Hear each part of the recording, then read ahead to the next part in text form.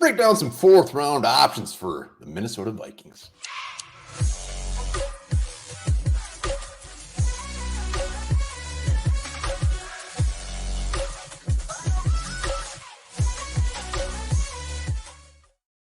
All right, welcome back to the Onebar and Lupagus show. I'm Onebar with Lupagus. Draft is on the cusp. We're in fourth round territory. We're looking at some fourth round options that the Vikings may or may not be sniffing around. Fourth round. The draft is 5 days away as of this recording of this video. I can smell it. It smells so damn good. Cannot wait. It'll be a long couple of days. A lot of drinking. Help me get through this wait period. But yes, before we talk about fourth round options for the Vikings, be sure to subscribe to the channel, like the vids, comment as well. Let us know who your fourth round options are. Do you agree with these? Do you hate these guys? Do you love them more than anything? Let's go. First one. Jalen Roy, defensive line, LSU. Love this guy. He's just one of these high motor, high energy guys. Always constant effort. He'll chase guys down from the other side of the field. He can penetrate. He's not really a guy who's going to sit there and anchor. I think he's more, he can fight through blocks. But creating pressure is really his game. And I love Jalen Roy. Round 4, if we wait for a D tackle, get this guy, I'll be very happy. LSU defensive lineman. I like those guys. I like them a lot. No, I like this guy. Everything you read on him is he just keeps getting better. That's what I love about it. He's like, and they figure he's going to continue to get better in the NFL. So I love that. And he's compared to Dalvin Tomlinson. How can you go wrong? Nothing wrong with that. All right, next up, we got Ja'Cory Bennett, the other man from Maryland. Deonte Banks gets all the love, but when you're reading about Banks or watching people talk about him, it's not too far into the conversation they start mentioning Ja'Cory Bennett. And fourth round, I mean, he's a guy that, I mean, anywhere. If you ran a 4-3, you can play pretty much anywhere in the secondary. Good build. 27 pass defended in the last 2 years, and he's physical. Let's get physical. Vogel or Joe D who pointed out that he was actually Maryland's corner 1, Banks was corner 2. So Bennett was getting the top receivers matched up against him. And, I actually prefer Bennett over Deonte Banks. Well, I mean, not in round 1, but no. But I mean, who player would I rather have? I can't remember which one it was. It was one of those guys. I think it was Jody that said he basically liked Bennett better, but yep, it's a steal. It could be a steal in round 4. Absolutely, safety slot outside, boom. All right, next up. Yeah, Xavier Hutchinson to me kind of feels like the forgotten wide receiver. You talk about all these other names that are kind of that second, third round territory, but then there's this guy Xavier Hutchinson, good size, 6'3". Good ball skills. He can adjust in the air, underthrown balls. You watch his highlights. A lot of those he has to come back for because they're not throwing very well. Good speed for a man his size, and physical, tough. Xavier Hutchinson, round 4, wide receiver. Hell yeah, bring it on. Yeah, his bread and butter is he goes, finds the ball, and he finds a way to go up and get that damn thing and snatches it away. And the production, Bucko 7 receptions, 1,100 plus yards, 6 touchdowns just last year, and Hutchski is definitely a forgotten man. I'm going Colby Wooden, defensive lineman from Auburn. It seems like anytime you do a simulator, Colby Wooden is always just staring at you in round 3, round 4. And for some reason, I just never take him. But damn it, it's like I finally had to dig into it. 14 sacks the last 3 years. Big intrigue is his upside as a pass rusher, but can play 3 downs and can play multiple spots along the defensive line. A quote from NFL.com on Mr. Wooden: he's a coach's dream. Nobody is going to outwork this guy and how much football means to him. And you love to see that. Yeah, you said he's always there in a simulator. And I always go back and like, who are those guys that are there about round 4 that I always forget to watch tape on? And Colby Wooden was one. I finally went back and did it. And I liked what I saw. He's thick enough in the upper body where I think he can plug up some lanes, but he also can create that interior pressure too. So I like Colby Wooden. I'd be fine with this in round 4. Yeah, Colby Wooden and Zach Pickens are always just the 2 defensive linemen that are just there. And damn it, I'm going to start taking Wooden. I love him. I do too.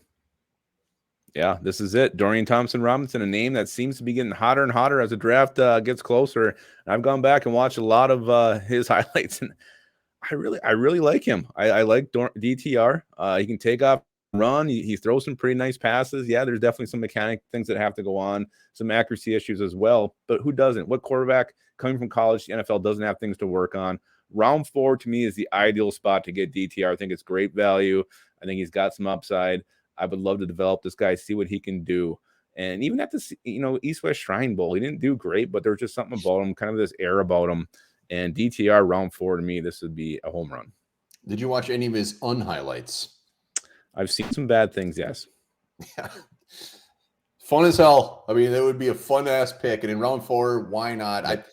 Some team could just say screw it and take him way earlier than expecting. But round 4, I would have no issues with it. You already mentioned his downfalls. But like I said, this would be fun. I'd love it. Well, and it feels like he might go off the board earlier. I think he's gonna. If he gets it, I know, I really do too. I mean, if he went at the end of round 2, we've seen crazier things happen.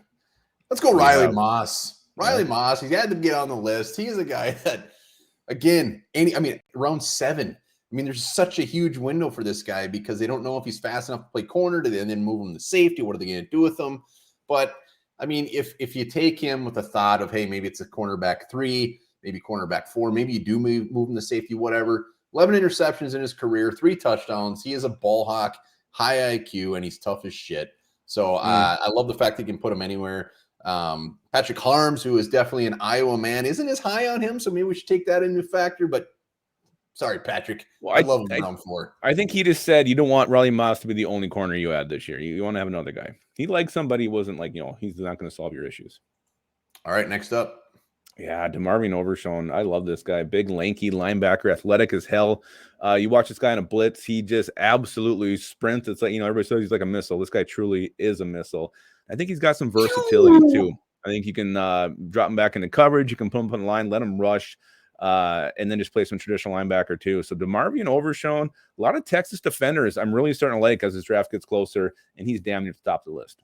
You know why I like him? Because he's mean as shit. He's athletic, and he appears to be not very nice. And that's what I want in a linebacker. I want some old school linebacker that wants to take your effing head off. Yeah. I love all these guys in this 4th round. I can't wait for the 4th round.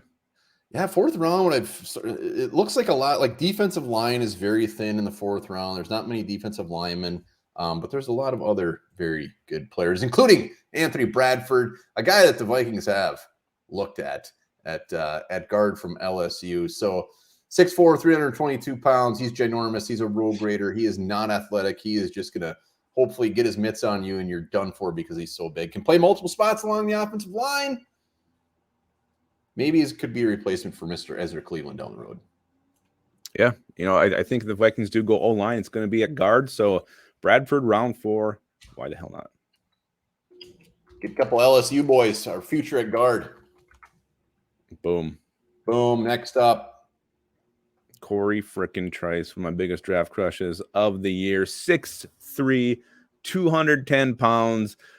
He's not just big. I mean, he's got some ball skills to him. 5 career interceptions. He will come up. He will lay a hit. And just a good sense of where the ball is in the air. He will knock that thing down. Let's see. He had 15 pass breakups in his career at Purdue. Brian Flores likes big, tall corners. Corey Trice fits the bill. He has the physicality. And I think he's even a little more athletic than I initially thought. So Corey Trice, we give him around 4. I am shirtless chest bumping somebody. Yeah, he's come up. He was always like a round 7, round 6 guy. Now in the newest mocks, we're seeing him go very early. Just tough as hell, and his size. And when you watch him, when you watch some of his tape, he's just fun to watch. He's yapping at you. He's very confident, which you absolutely want in a corner. So Corey Trice, it's funny. I think we have a lot of the very same draft crushes this year, where usually we don't. No, we don't. But this year, Diaby. I was just thinking this guy the other day. Diaby. Just the full pie in the sky ceiling guy that day one, maybe he's a situational pass rusher, but that is pretty much it. Burst, fast, everything you see in a project just needs a lot of refining. And I think Flores could get very creative with him. 9 sacks last year, which I think is just the tip of the iceberg for this guy. Well, and then, I mean, obviously the elephant in the room. His name is Yaya. His name is Yaya. He's a pass rusher named Yaya. What else could you want, especially around 4 of the draft, to kick off day 3 by taking Yaya Diaby? Yaya Diaby. Those are our 4th rounders. Let us know some guys that we should have our eyes on in round 4, and make sure to hit that sub button. Absolutely. And remember this. A swarm of 20,000 bees once followed a car for 2 days because their queen was trapped inside. Oh.